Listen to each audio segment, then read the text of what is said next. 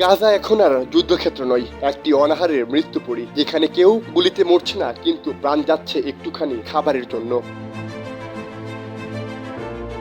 গত কয়েক মাসে গাজায় ৫৭ জন ফিলিস্তিনি মারা গেছেন শুধুমাত্র ক্ষুধায়, তাদের বেশিরভাগই শিশু আর বৃদ্ধ।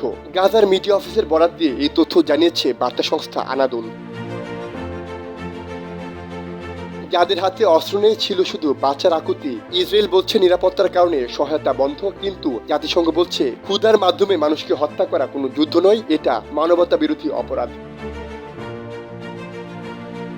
ওয়ার্ল্ড ফুড প্রোগ্রাম বলছে ২২ লাখ মানুষের এই গাজায় ১০ লাখ মানুষ তীব্র খাদ্য সংকটে ভুগছে, তাদের বেশিরভাগই শিশু। চলতি বছরের শুরু থেকে গাজায় ৯,০০০-এর বেশি শিশু তীব্র অপুষ্টিতে আক্রান্ত।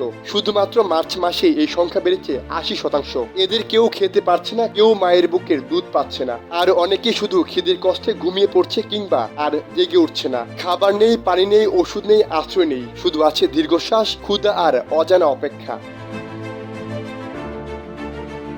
গাজাকে বিশ্ব মানচিত্র থেকে মুছে ফেলতে কোনো পদ্ধতি বাকি রাখছে না দখলদার ইসরায়েল। ক্ষুধাকে অস্ত্র হিসেবে ব্যবহারের পাশাপাশি চালাচ্ছে সামরিক আগ্রাসন।